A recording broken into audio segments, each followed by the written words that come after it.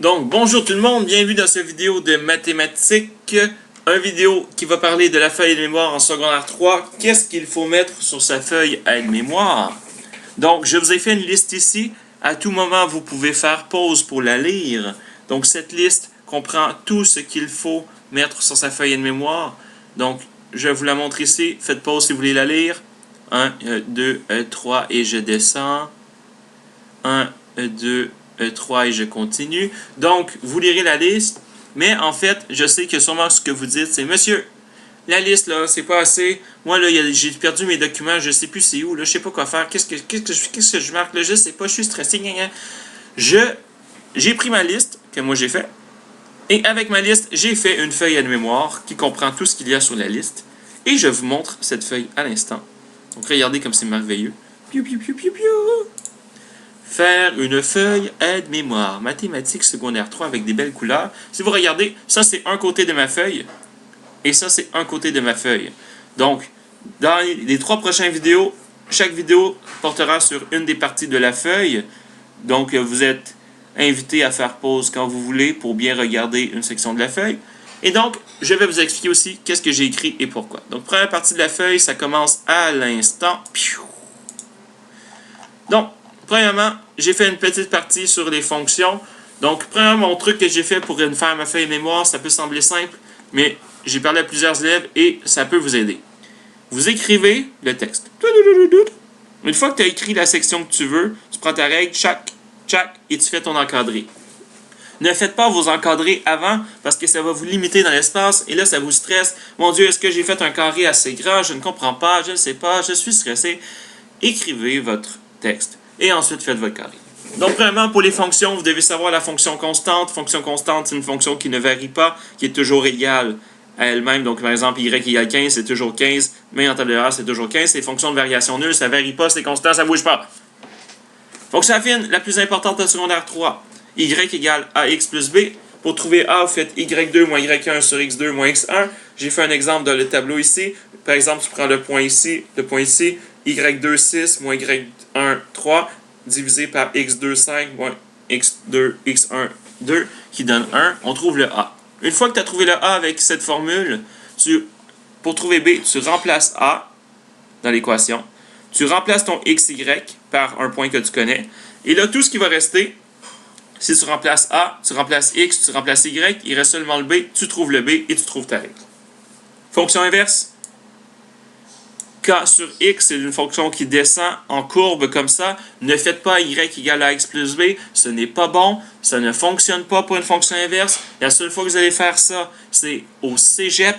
Vous n'êtes pas au cégep. Calmez-vous les nerfs. Ce n'est pas une fonction affine, pas de a, pas de taux de variation, pas de valeur initiale. Ce n'est qu'une fonction inverse. Donc, pour trouver le k dans la formule, vous faites x fois y, x fois y, x fois y. Si ça donne toujours le même nombre, ici ça donne toujours 10, ça veut dire que c'est une fonction inverse et c'est 10 sur x.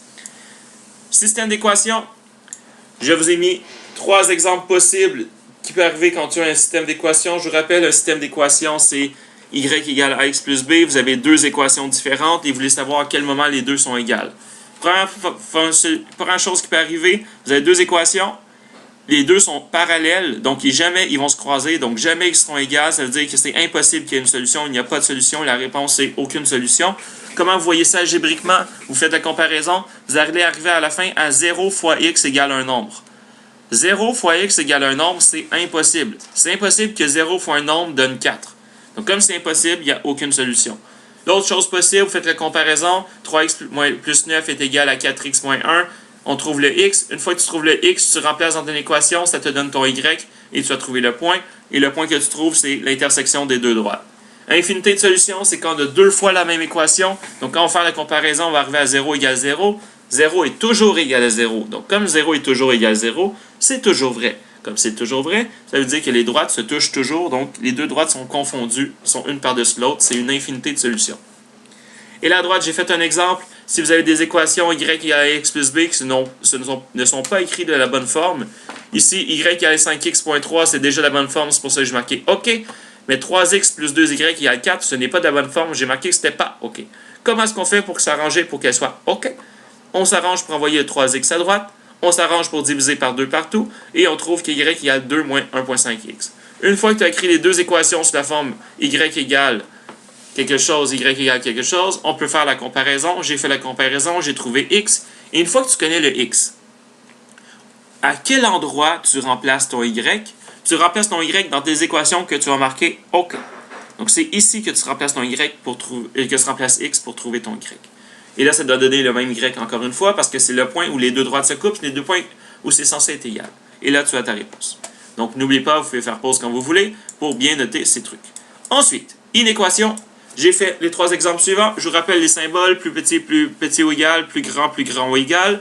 Donc 3x moins 9 est plus grand que 4x plus 8. On envoie les chiffres de côté, les x de côté. On trouve que moins 17 est plus grand que x. Ça veut dire que x est plus petit que moins 17. Si on est plus petit que moins 17, ça veut dire qu'on est à moins 17 vers les négatifs parce qu'on est plus petit.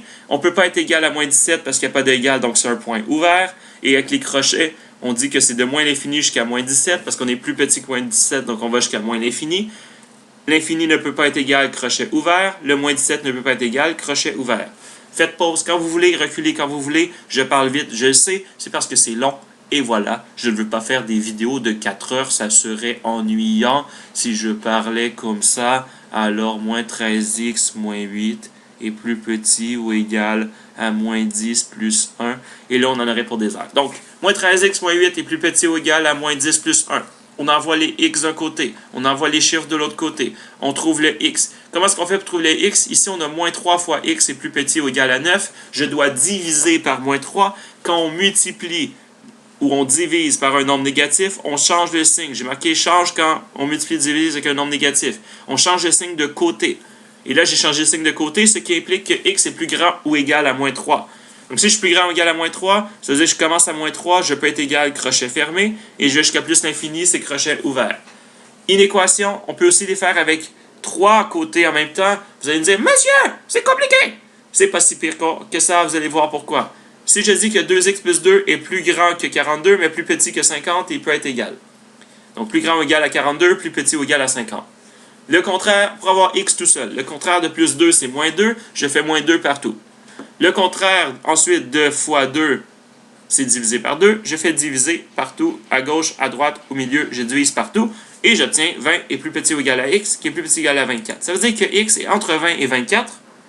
Il peut être égal à 20, crochet fermé. Il peut être égal à 24, crochet fermé. Et dans la droite, c'est des points fermés parce que c'est des crochets fermés. Voilà. Pythagore. Pythagore, a au carré plus b au carré, LC au carré. Vous avez le triangle. Vous remplacez, par exemple, si 4, 10 et on cherche x, on remplace dans l'équation. Je vous rappelle que les deux petits côtés, c'est a et b. J'ai remplacé deux petits côtés par 4 et x. Pour avoir les x, j'envoie les 4 de l'autre côté, je soustrais, je fais racine carrée, j'obtiens x. Faites pause quand vous voulez, n'inquiétez pas. Maintenant, pour trouver les x, on a trouvé x égale 9,17. Est-ce que c'est logique? Oui. Pourquoi c'est logique? Parce que si le grand côté mesure 10, le petit côté est censé être plus petit, mon petit côté est plus petit, c'est logique. Si votre plus petit côté est plus grand que le long côté, c'est impossible. Et le long côté est toujours à l'opposé du 90 degrés. Autre chose, Pythagore. Pythagore, si vous avez la règle de Pythagore qui fonctionne, ça veut dire que votre triangle est rectangle. Donc si on vous donne un triangle, on vous demande est-ce que c'est un triangle rectangle, faites Pythagore, si ça fonctionne, c'est un triangle rectangle. Conversion d'unité. Donc, pour la conversion d'unité, je l'ai écrit ici. La plus importante en secondaire 3, c'est les conversions d'unité avec le volume. Les conversions d'unité de longueur que vous avez appris en secondaire 2, donc par exemple des décimètres qui deviennent des mètres, je rappelle que c'est des bonds de 10. Et les conversions d'unité où c'est des litres, c'est des bonds de 10 aussi parce qu'il n'y a pas d'exposant. Les unités d'air, c'est des bonds de 100 parce que c'est 10 exposant 2, parce que c'est de l'air, c'est exposant 2. Et finalement, les unités de volume, en exposant 3, c'est des bonds de 1000 parce que c'est 10 exposant 3 qui donne 1000. Maintenant, ce qu'il faut savoir, c'est les ponts.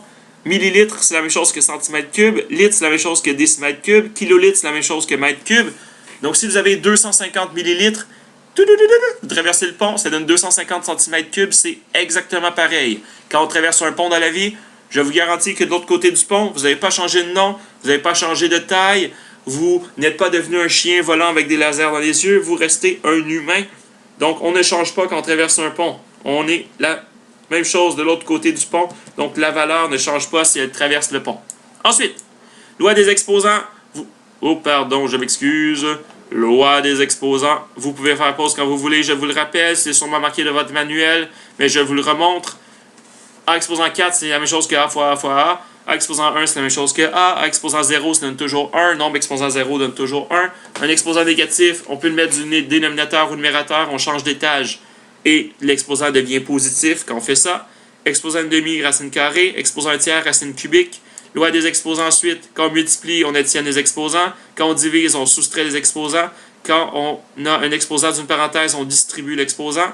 Quand on a un exposant d'un exposant, on multiplie les exposants. Par exemple, x4, exposant 3. 4 fois 3, 12, ça donne x à la 12. Quand on a une fraction exposant m, on distribue la fraction aussi. L'exposant aussi. Voilà. Je continue. Notation scientifique, vous avez déjà vu ça. C'est un nombre fois 10 exposant quelque chose qui sert à représenter un nombre très très grand. On appelle ça notation scientifique parce que souvent c'est en sciences qu'on a un nombre trop grand pour représenter le nombre en nombre décimal normal. Maintenant, comment est-ce qu'on fait ça? C'est assez simple. Vous prenez votre nombre de départ, vous regardez c'est quoi le premier chiffre en partant de la gauche. Paf! C'est un 4. Donc on écrit le 4,7 parce que c'est les chiffres qui sont écrits ici. Ensuite, on regarde la virgule, elle était où au départ? Elle était ici. Je la tasse 1, 2, 3, 4 fois. Ça va être un exposant 4. Maintenant, pour savoir l'exposant, il faut absolument que l'exposant soit positif quand vous aviez un nombre au départ qui était grand et négatif quand vous avez un nombre au départ qui était petit. Ici, 47 000 au départ, c'est un grand nombre. Ça veut dire que j'ai un exposant 4 positif. Ici, premier chiffre, paf, c'est un numéro 1. J'écris 1,32. Ensuite, j'ai tassé la virgule 4 fois, donc c'est exposant 4. Et l'exposant est négatif parce qu'au départ, j'avais un nombre qui était petit. Termes semblables, il faut que ce soit les mêmes variables, même exposant. Donc, par exemple, 4x2y, 6x2y et moins x2y, c'est tous les deux des x2y. Donc, c'est des termes semblables. Lui ne serait pas semblable parce que c'est des x, y2. Et pour la suite, vous allez voir dans le prochain vidéo. Donc, merci. On se revoit dans le prochain. Vous êtes bons, vous êtes capables. Voilà.